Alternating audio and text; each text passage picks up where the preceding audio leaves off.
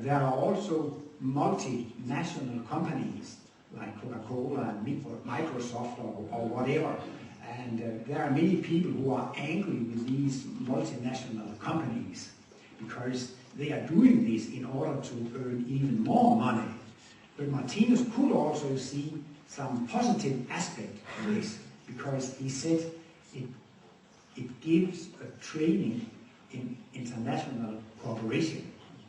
It's difficult to cooperate across the borders. There are different countries, different nationalities. It takes some practice in order to learn to cooperate. For that reason, it's good to get a training in international cooperation. And I guess there's a lot of problems in the European Union to harmonize the legislation in 25 different countries and all the problems with the languages. But it's a perfect training, because according to the cosmic analysis, the result of the evolution here on the planet Earth will be an international world state where all people will live in peace and harmony with each other. And for that reason, we have to create an international world state. And then we need some training. So even if you could say it's bad with multi-international companies or European unions, it is an advantage also on the other side, because you learn to cooperate over the borders. Next Saturday we shall have an Esperanto week here in Clinton, so I would also like to talk a little bit about Esperanto, because Martinus also predicts that all people on planet Earth will eventually speak the same language. Is there any advantage with translations? It's a big work to translate books, and normally the quality is bad, or the book doesn't get better being translated. So translation is no advantage. It was much easier if all people could understand the same language. And Martinus thinks that no national language will become the international language of the world state for two reasons. It is about just. We shall have a just solution, and it is unjust to choose a national language and make it the international language. That's unjust. If it was English, for example, then it would be an advantage for the English-speaking world, and you would have to accept almost all the culture from the English-speaking world, and that would sort of maybe destroy the culture from many other countries. It is an unjust solution. And Martinus says at the end we have an international world state, and at the end, after 3,000 years, most people on planet Earth will have cosmic consciousness. So he says, perfect human beings also learned a perfect language. Why should perfect people have an imperfect language? The Romans, they had these numbers. You know these from the Roman number system. This is 6 and this is 4 and 2. They did not have any 0. So I don't really know how you make multiplications and divisions with these Roman numbers. But I would say even if the whole world today was using the Roman number system, it would be an advantage for the coming people here on planet Earth if we changed to our present number system with a 0. It's so much better than the old system. So in a way, it's not an argument that even if all used it, we should go on using it, because why should we use a system that is so illogical or so hard to work with? Then it would be much better to have a perfect system. And all generations after will have our marvelous number system. Martinus talks about evolution in different areas, and the number system has had its evolution. And now Martinus thinks the number system is perfect. It has reached its culmination. You cannot improve the number system. maybe you would propose we need an extra number between 14 and 15, or some would like to remove a number, but the number system would not be better. It is impossible to improve the number system. It is as perfect as it can be. But the language is not perfect yet. It can still be improved. Martinus also talked about classical music, classical painting, and there have been so many big geniuses. And now Martinus thinks these arts has reached its culmination. You can sort of not improve classical music or improve this classical painting. It has reached its culmination. The number system has reached its culmination, but the language has still not reached its culmination. And Martinus writes in the end of the third volume of Livets Bog, that the language will become just as perfect as the number system. And maybe I should not go into too many details, but according to my own opinion, Esperanto is a perfect language. It is just as perfect as the number system. From education, I am a chemist, and it is very complicated to talk chemistry with foreigners, because in Danish we say eddikesyre, and in German they say essigsäure, and maybe in English they say acetic acid. There are many different names for the different compounds. It's very complicated. How shall chemists worldwide cooperate? But now they have agreed on a complete, logical, perfect system that are accepted by all people over the world. And that is, they have made a logical system giving these compounds names, and that can be accepted by all. So in the same way, you can also make such a perfect system with the language.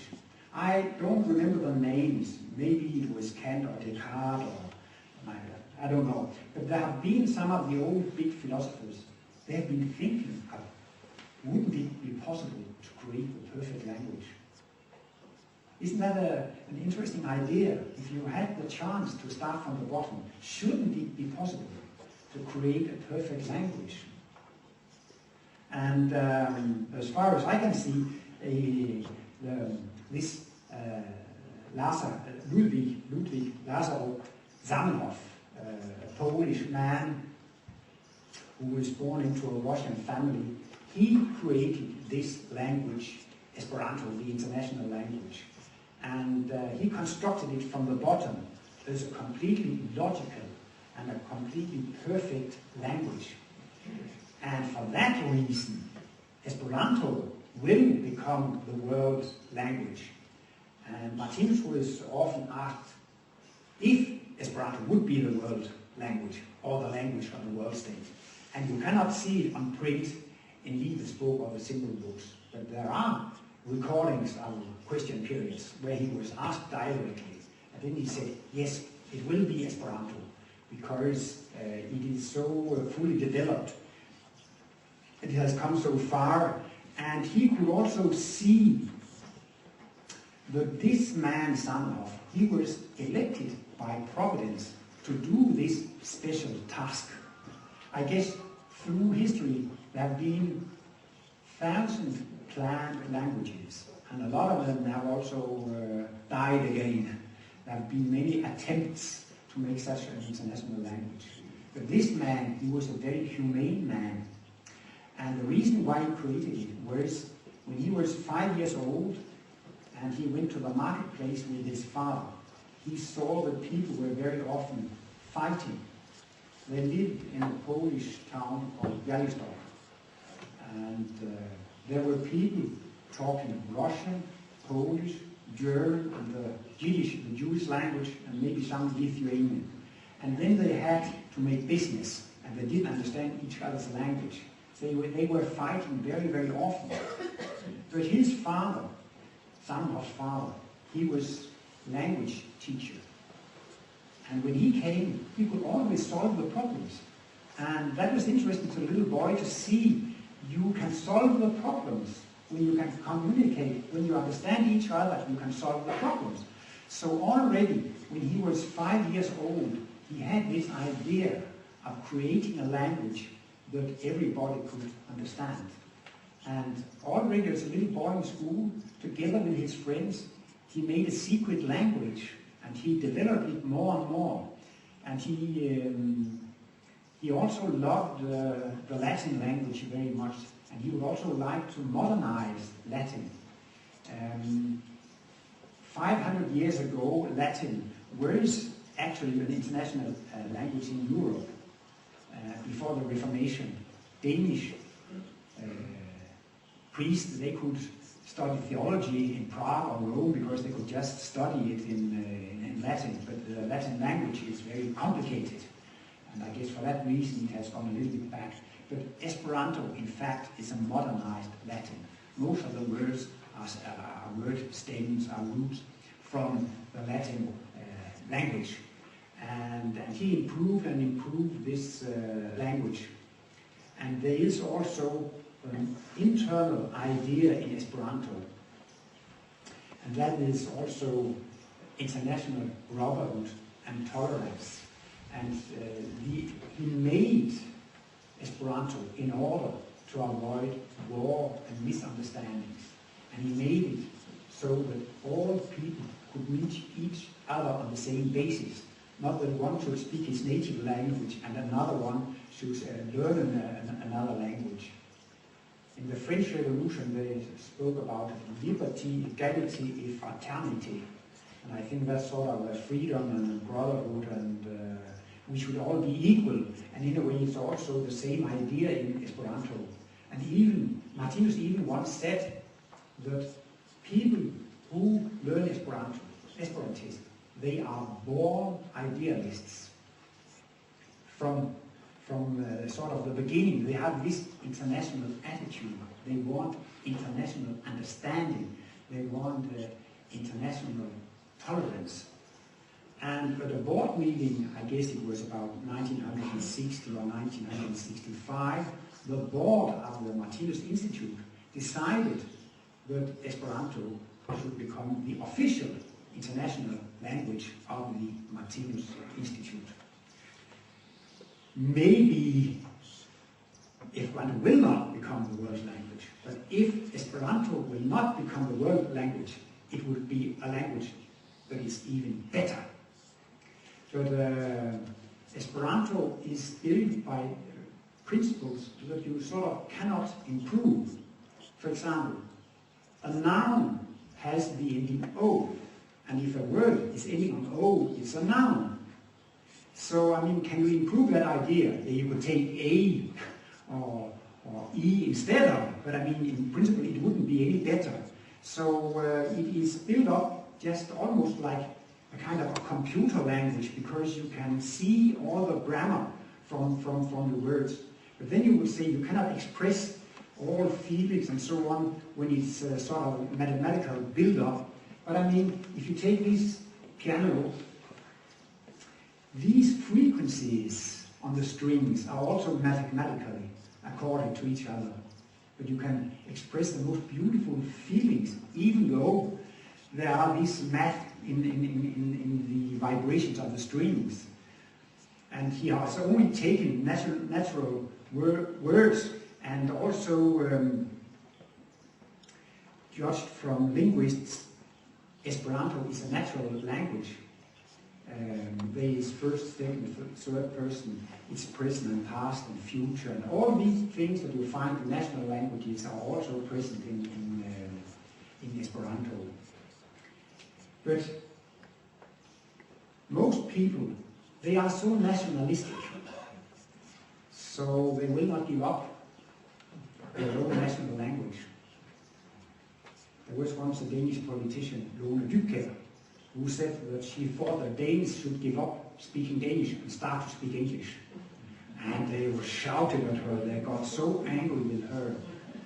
But in a way, I think that's neighborly love. That's also like Jesus, then you can give your life for others. I mean, that's a real international attitude.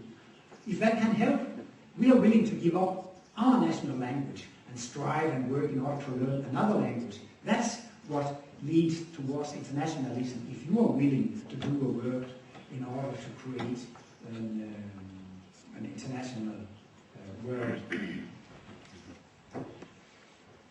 But you could, as I said, you could also ask, what can I do in order to contribute to world peace? And then Martinus always argued that when we have a world consisting of peace cells, the biggest contribution you could give, that is to turn yourself into a peace cell.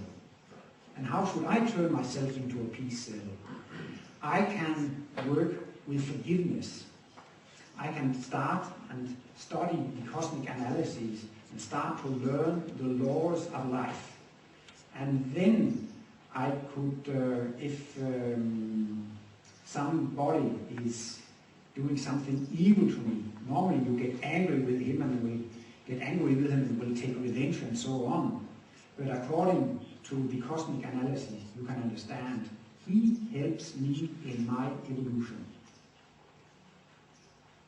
Normally you think that your enemies are against me, but according to the cosmology, your enemy is a mirror image of yourself. He is just telling what you did wrong. There's also, if you get a letter from the postman, normally you don't get angry with the postman if it's an unpleasant letter.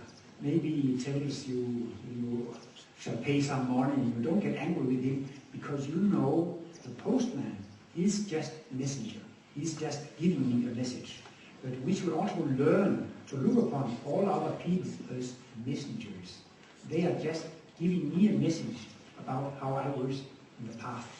And that gives me the opportunity or possibility to improve myself. So my so-called enemies are helping me in my evolution. So I should be very grateful to all the people who are very nasty to me. There are much meditation and yoga and training. Martinus was often asked if he had some system so you could train and get to perfection somewhat faster. And he was asked so often, so at the end he had a standard answer. And he said, yes, I have a system. If you really want to reach cosmic consciousness, you should work with yourself. And the most important field to work with yourself, that is to forgive your enemies. I mean, that's a boring occupation, isn't it? It's much more fun to criticize your enemies and tell your friends, now listen, he's so stupid, and listen, he did such an idiotic thing. But in a way, you are taking a sign and telling, now listen to me, listen to me. Here you can hear what I have done in my past. Also, according to the cosmic laws, you can say, if you are angry with your enemy, if you are beating your enemy, actually you are beating yourself. And from one point of view, there is only two living beings in the universe. That's yourself and the living universe. And the whole living universe is a single living being that is communicating with you. That's so important in cosmology to understand. Life speaks to you. And everything that you are doing to others, you are doing towards the universe. You are doing that towards God. So in a way, the most stupid thing you can do, that is to beat your enemy. Because you are beating yourself and you are beating God. It's so stupid. It's the most idiotic thing you can do. And there is something you can influence with your willpower. There are things you can influence with your mentality and your training, and there are things that you can't influence. But Martinus says, you have an area where you have a big influence, and that is where you can, in your thoughts, be grateful to your enemies. You can pray for them. You can want that they feel joy for life, that they are happy, that they might have a good fate. And you can also be grateful to God. Thank you because you sent me these lessons. Thank you for giving me these possibilities to develop myself. So you can, in a way, learn to have a positive attitude towards the worst possible experiences in life. And that really leads to a mental sovereignty. Jesus on the cross was tortured to death through 9 hours in the most cruel way. But he felt pity for those because he knew they're crucifying themselves, they're beating themselves, these poor people, they don't know what they're doing. Father, forgive them, because they do not know what they're doing. And Martinus says it was just not something that they said. Jesus really felt it deep from his heart, these poor people, they don't know. He really prayed for them. So that's really perfection. And that was also the central, the most important thing in the mission of Jesus Christ. That was to show the conduct or the behavior of a perfect human being, so we could have this example. And after the crucifixion, Martinus said that from that point it was no longer logical to take revenge. And I mean, if people started to live along these ideas, then you could really change the world, then you could create an international world. And